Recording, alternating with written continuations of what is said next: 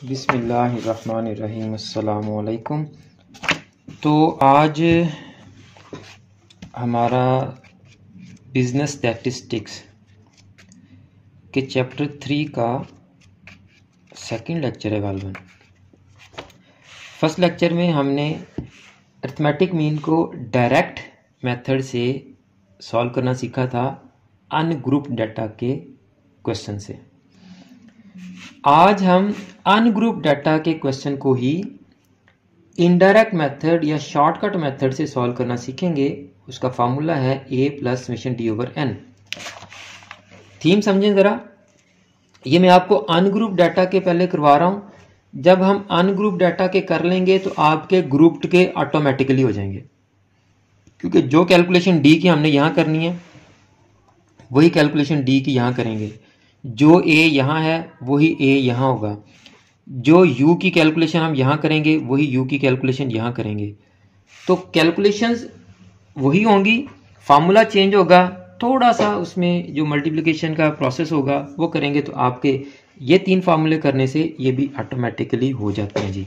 तो आज हम ये जो हमारा सेकंड फार्मूला है अनग्रुप डाटा इनडायरेक्ट मेथड या शॉर्टकट मेथड, इसको सॉल्व करेंगे।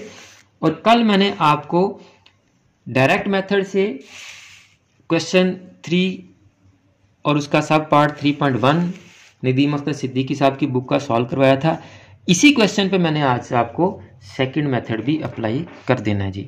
तो सेकंड मेथड का पहले हम फार्मूला लिख लें, इनडायरेक्ट मेथड जी।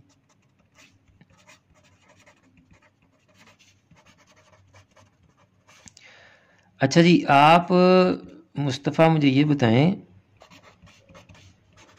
इनडायरेक्ट मेथड के हमारे 2 फार्मूलाज हैं, एक ये वाला और एक ये वाला, दोनों है ना। तो मैंने ये वाला क्यों लिखा है, दूसरा फ्रीक्वेंसी वाला क्यों नहीं लिखा?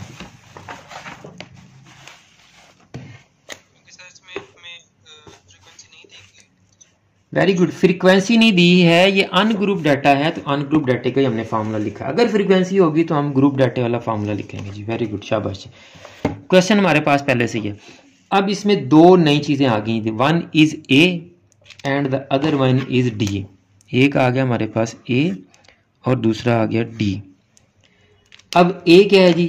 ए stands for assumed mean. A stands for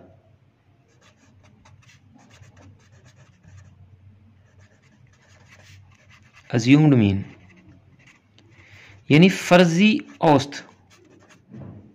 जैसे हम अलजबरा के क्वेश्चन करते हुए लेट एक्स कर लेते थे ना, अज्यूम कर लेते थे या लेट कर लेते थे, फर्ज कर लेते थे, सपोज कर लेते थे। ये वही चीज़ है कि फर्जी औसत है, फर्जी वैल्यू है, ये हमने खुद से सिलेक्ट करनी है। ये कोई नहीं हमें बताएगा कि कौन सी है, खुद सिलेक्ट करेंगे। अगर क्वेश्चन में वो बता देगा तो फिर वही होगी, अगर वो नहीं बताता कि ए क्या है तो फिर हमारी मर्जी है, हम जिसको मर्जी ये ले लें जी। ठीक है जी, ये आ गई जी ए, तो उसको सिलेक्ट करें और ये ए वाला काम तो खत्म हो ना। तो आप इन तमाम वैल्यूज में से, एक्स वैल्यूज में से कोई भी वैल्यू सिलेक्ट कर लेंगे, वो आपका ए हो जाएगी जी। तो फर्ज करें हम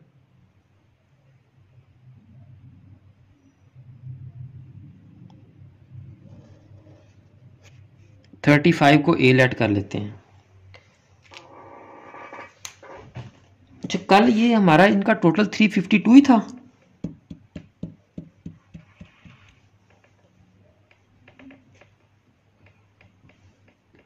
अरबाज आपने मुझे ये करके दिया था टोटल जी। हाँ जी सर। मुझे शक पड़ रहा है कि ये नहीं होगा। अब फिर मैं आपको बताता हूँ कि मुझे शक क्यों पड़ा है। पहले मैं कैलकुलेट कर लूँ, आप भी एक दफ़ा कैलकुलेट करें इसको। अगर ये शक मेरा ठीक निकला तो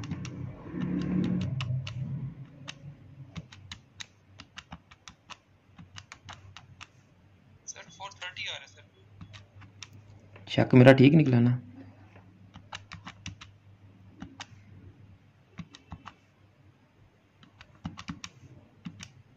$430। अब आप पूछेंगे क्यों नहीं कि मुझे शक कैसे पड़ा।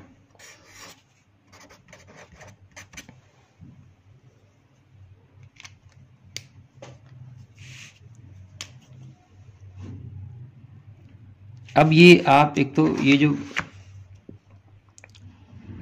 कल का क्वेश्चन था इसको हम करेक्ट करते हैं कि जी ये हमारा आ गया था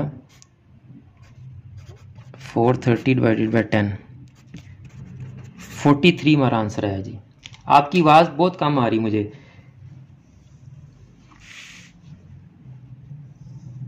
आपको मेरी आवाज़ आ रही सही? जी सर आ रही है। जी सर क्लियर आ रही है। अच्छा, आपकी कम पता नहीं क्यों आ रही।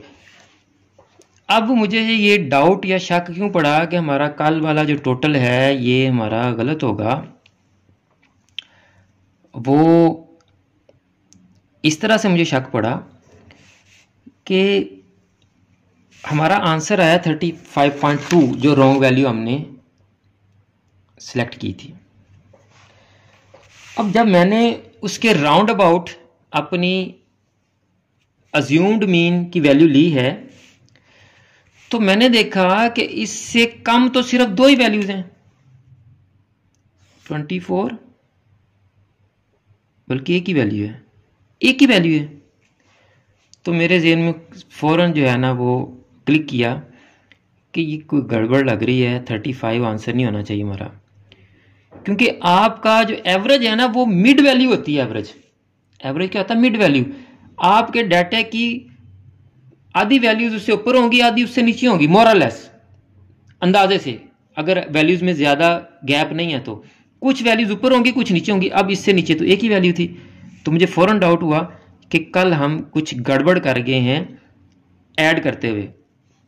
कोई बात नहीं, हो जाता होता है। तो रीचेक इसी का तो नाम है कि हम इसको जो है वो किसी ना किसी तरह से रीचेकिंग लाजमी किया करें, या तो दोबारा इसको एड अप किया करें, कैलकुलेट किया करें। कल मैंने भी गौर नहीं किया, मैंने फ़ौरन लिख के तो आंसर निकाल दिया। ज़्यादातर कैलकुलेशंस ठीक ही होती हैं, ह्यूमन एरर हो सकता है, मुझसे भी हो जाती हैं गलतियाँ बाज़ दफ़ा, मैं भी गलत फिगर कर जाता हूँ, मैं बाज़ दफ़ा ज़ुबानी करते हुए भी कर जाता हूँ, ऐड करते हुए भी हो जाता है, कोई मसला नहीं, इसमें परेशानी की बात नहीं है। लेकिन बताने का मकसद यह है कि इसमें भी एक राज छुपा है जो आपको मैं बता रहा हूँ कि आप क्वेश्चन करते हुए बाज़ दफ़ा आपको पता चल जाता है कि भाई कोई गड़बड़ हो गया।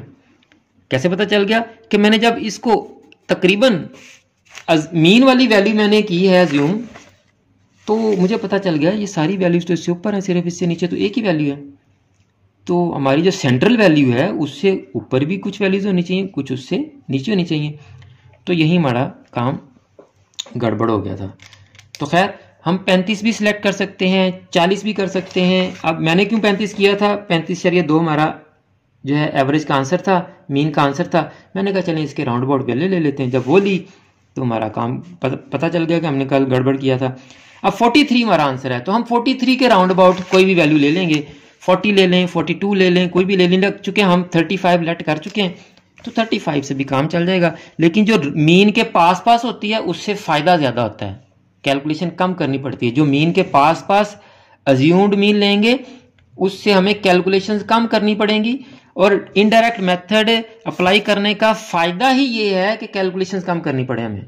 अगर हमें इनडायरेक्ट मेथड से भी कैलकुलेशन ज़्यादा करनी पड़ रही हैं तो फिर उसका फ़ायदा तो ना हुआ ना। तो चलें ये भी मैं करता हूं कि एक 35 से लेके भी कर देते हैं अज्यूम्ड वैल्यू 35 लेके, और एक 40 या 42 लेके भी कर देता हूं, फिर आपको पता चलेगा कि कितना फ़ायदा हुआ।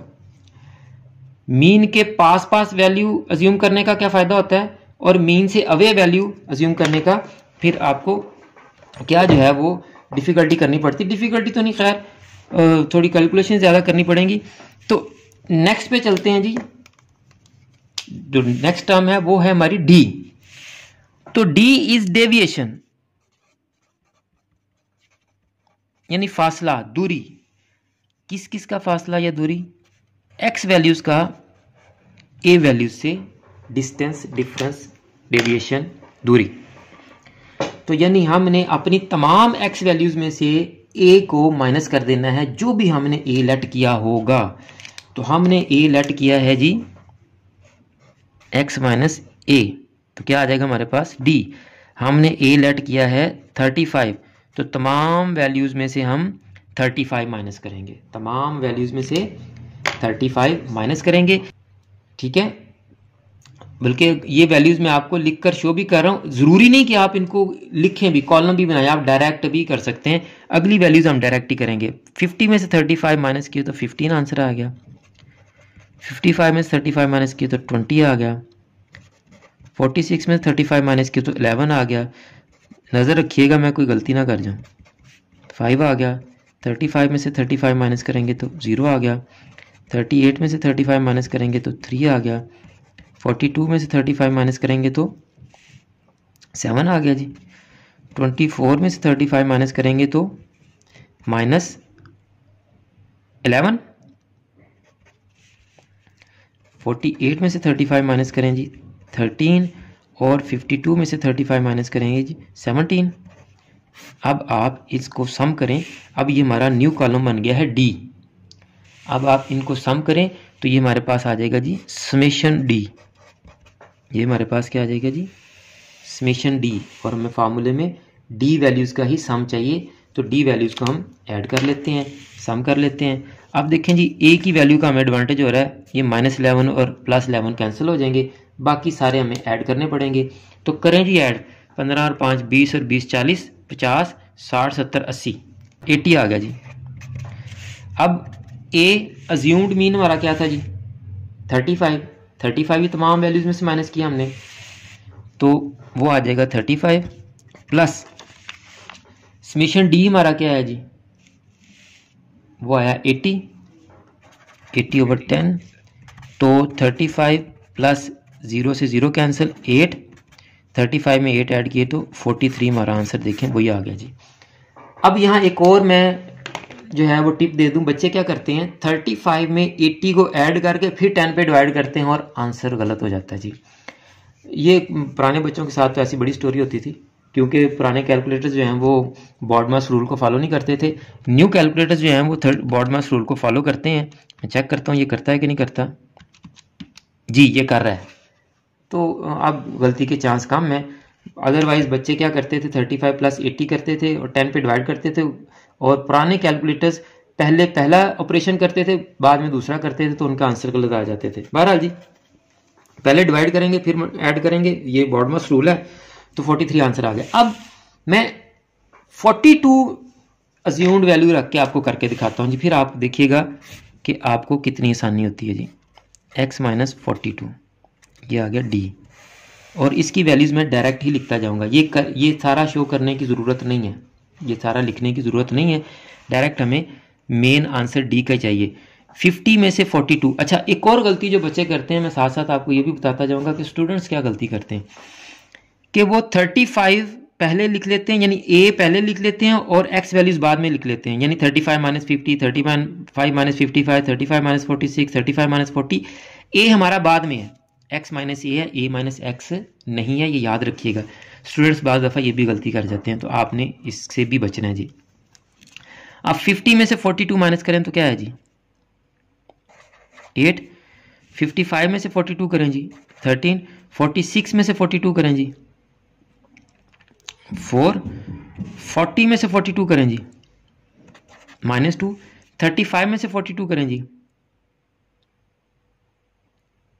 -7। 38 में से 42 करें जी -4।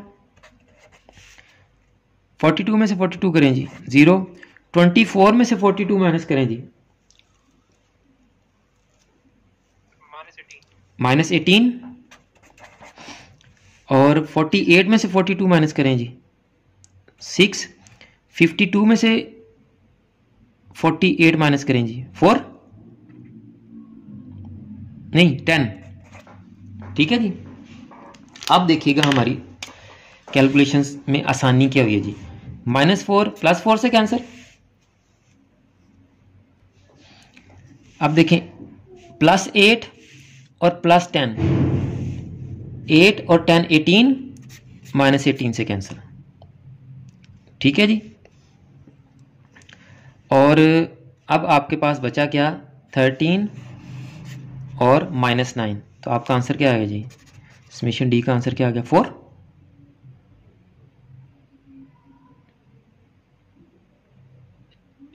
नहीं ये 6 भी है। 13 प्लस 6 19, 19 में से 9 गए तो 10 आ गया जी। ठीक है जी। 13 प्लस 6 19, 19 में से 9 माइनस किए तो 10 आ गया जी। तो हमारा समेशन डी 10 आ गया। फार्मूला अप्लाई करें आप। अब देखिए ज़्यादा वैल्यूज आपकी कैंसिल हो गई हैं, कम ऐड करनी पड़ी हमें। a plus summation d over n, a हमारा 42 था, प्लस समेशन d क्या है 10 ओवर 10, 10 ओवर 10 1 आंसर आ गया, 42 प्लस 1 तो 43 हमारा आंसर आ गया जी।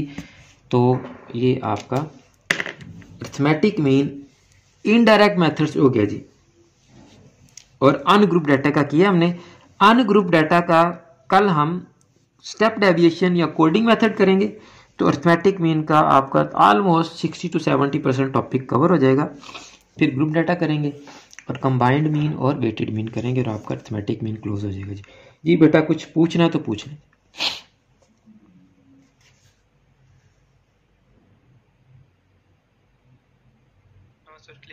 क्लियर। अब देखें यहाँ भी कैलकुलेशन गड़बड़ हो रही थी। 13 में से जब मैं 9 माइनस कर रहा था 4 आ रहा था, मैंने बैक एंड में कैलकुलेशन की तो मुझे पता चला कि जी मेरा तो पॉइंट में आंसर आ रहा है, जबकि हमारा तो 43 आना चाहिए। हर सूरत में जिस मर्जी मेथड से इसको सॉल्व करें 43 आना चाहिए। फिर मैंने नजर दौड़ाई तो पता चला ये 6 रह गया। तो इसी तरह आप भी कैलकुलेशन करते हुए रीचेकिंग साथ साथ करते जाया करें। ठीक है बेटा जी, अल्लाह हाफिज।